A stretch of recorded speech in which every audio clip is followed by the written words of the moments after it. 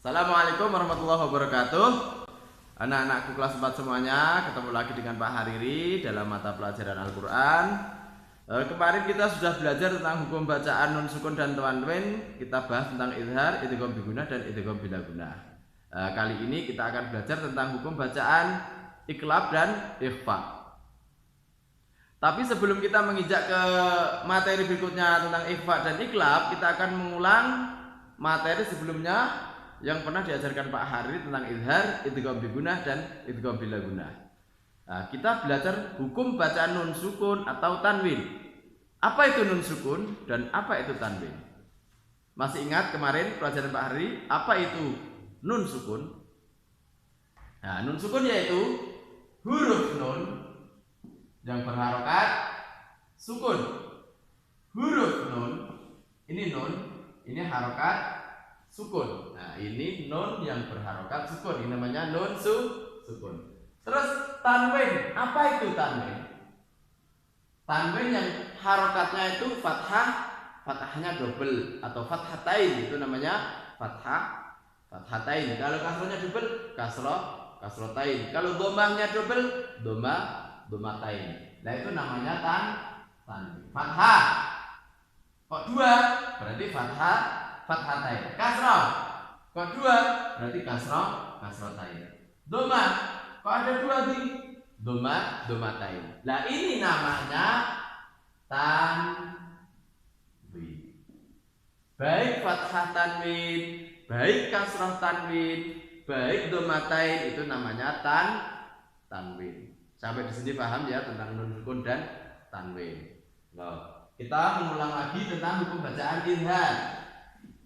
Huruf idhar kemarin ada berapa? Huruf idhar kemarin ada 6. Apa itu? Alif, ha, kha, ain, ghin, dan ha.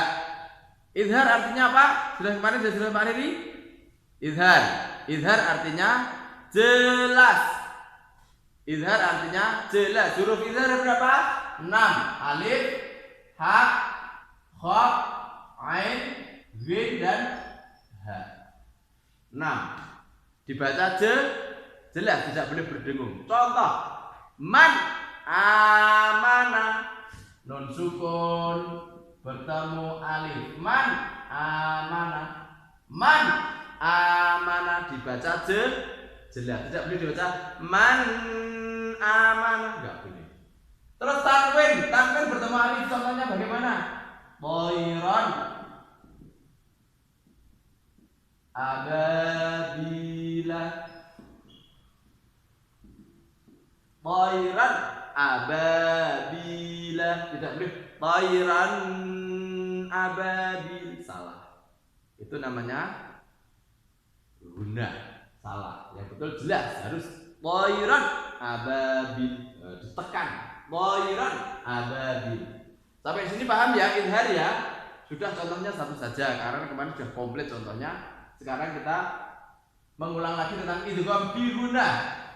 Idgham itu artinya memasukkan atau melaburkan, yaitu memasukkan nun sukun atau tanwin ke dalam huruf idhar. Huruf idgham. Huruf idgham itu ada berapa? 6. Ya, nun, mim, wawu, dan lam, ra, itu huruf idgham. Lah idgham ada 2. Idgham bigunah dan idgham bila gunah. Idgham bigunah hurufnya ada 4. Ya, nun, mim, wawu. Kalau disingkat yamnu. Yaitu memasukkan huruf nun sukun atau tanwin tersebut ke dalam huruf ya, nun, mim, wawu dengan cara berdengung. Bi itu artinya dengan gunah, artinya berdengung.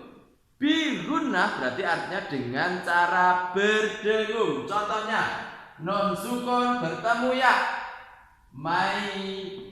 Kalau ini dibacakan man. Karena bertemu dengan huruf idgham bigunah berupa huruf ya, dibaca mai yasha dengan berdengung. Mai yasha itu ya, tidak boleh man yasha tapi mai yasha. Terus tanwin, contohnya tanwin bagaimana?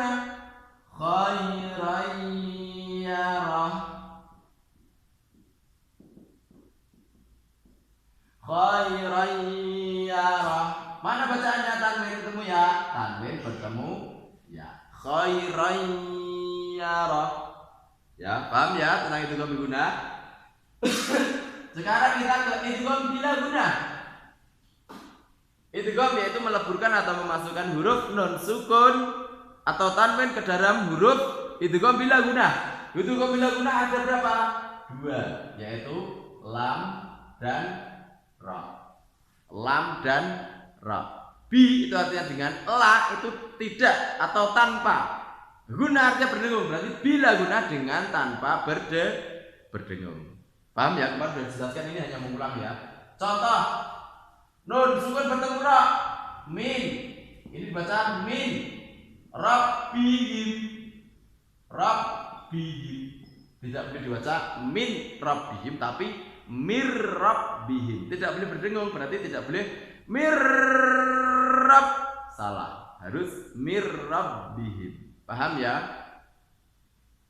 Nah, sekarang kita belajar tentang hukum bacaan iqlab. Huruf iqlab yaitu iqlab. Iqlab yaitu apabila ada non sukun, itu saja. Non sukun atau tanwin bertemu huruf ba. Huruf ba. Iqlab itu hurufnya cuma satu tok, ba. Huruf ba. Maka non sukun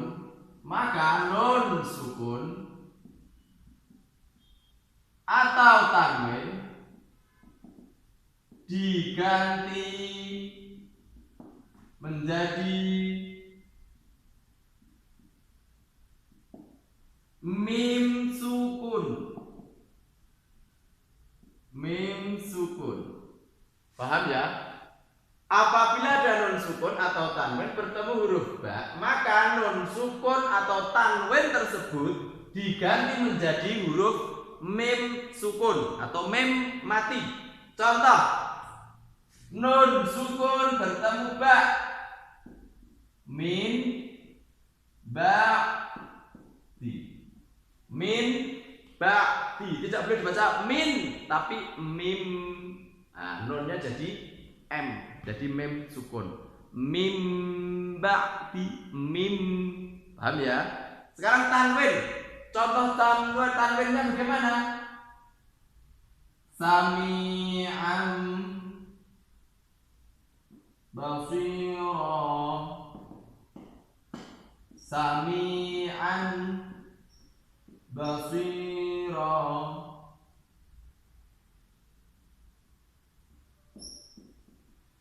Mana tanwin bertemu huruf ba?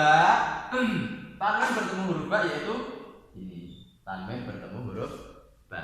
Sami'an basira. Nah, paham ya? Sami'am menjadi mim sukun atau huruf m. Sami'an basira. Paham ya? Sampai di sini. Nah, nanti besok kita ulang sekali lagi. Terus kita akan belajar tentang berikutnya yaitu ikhfa. Ikhfa. Apa yang dinamakan dengan ikhfa? Ikhfa yaitu apabila ada nun sukun atau tanwin bertemu huruf ikhfa. Huruf ikhfa itu ada berapa? 15. Huruf hijaiyah itu ada 28. Tadi idhar 6. Idhar 6. Idgham bila gunah dan idgham bi gunah 6. Berarti sudah berapa? 12. 12 tambah iqlab tadi 1 berarti sudah 13. Berarti ikhfa masih 15. Berarti yang 15 yaitu huruf ikhfa. 15 itu apa aja? Yaitu 1 Ini tadi ikhfa ya. Ikhfa. Maaf, belum ketulis. Ikhfa. Ikhfa apabila bertemu huruf ta, sa, jim, dal, zal, za, sin, shin, sad, dad, ta, ba, fa, qaf, dan kaf. Maka dibaca samar. Dibaca samar. Maka dibaca samar. 15, coba kita hitung 15 ya. 1, 2, 3, 4, 5, 6, 7, 8, 9, 10, 11, 12, 13, 14, 15. Pas ya. Idhar 6, idgham 6, 12, iklab 1, 13, ikhfa 15. Jadi total huruf hijaiyah yaitu ada 28. Jadi ini ada 30 karena hamzah dan alif itu sama, terus lam alif dan lam itu sama. Jadi cukup lam 1 dan hamzah atau alif 1. Paham ya? 28. Apabila ada non sukun atau tanwin bertemu huruf ikhfa, huruf ada 15. Tak tak jim dal dal ra dal dal za sin shin sad ta dha fa qaf kaf, maka dibaca samar. Samar ki piye, Pak? Yo samar itu nunnya kelihatan tapi agak ke berdengung-berdengung. Mil tidak boleh min. Nah, tidak boleh. Mil gitu. Contoh, nun sukun bertemu tak. Mil tahtihal, min tahtiha, min tahtiha.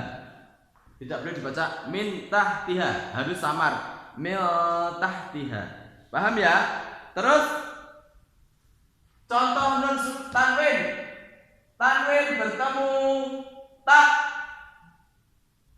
Jannatin tajri, jannatin tajri, jannatin tajri.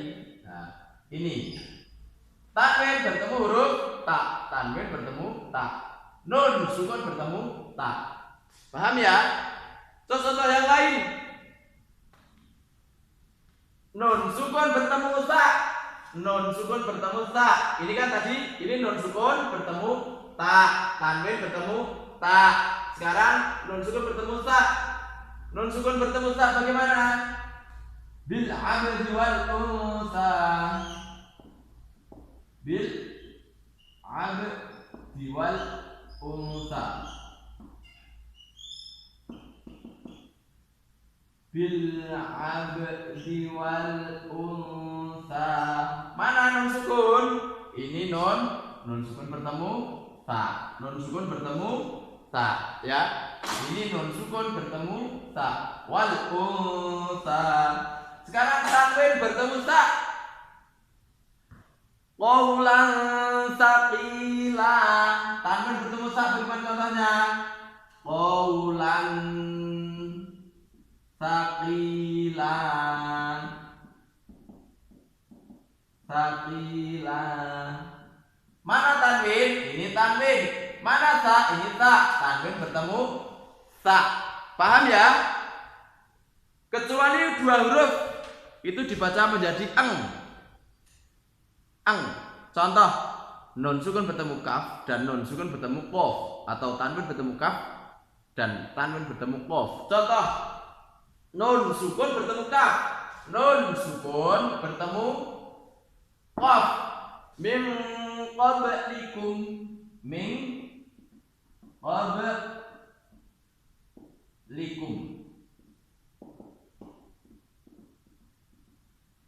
Nun sukun bertemu qaf, nun sukun bertemu qaf. Ini nun sukun bertemu qaf, nun sukun bertemu qaf.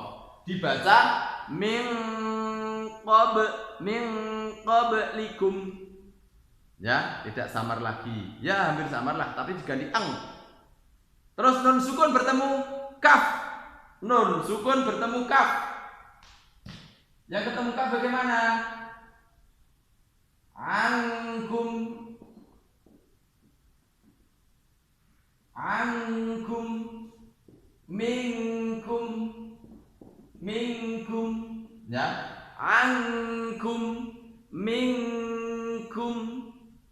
Terus contoh yang lain, ummatun qaimatun, itu tanwin bertemu qaf dan kaf.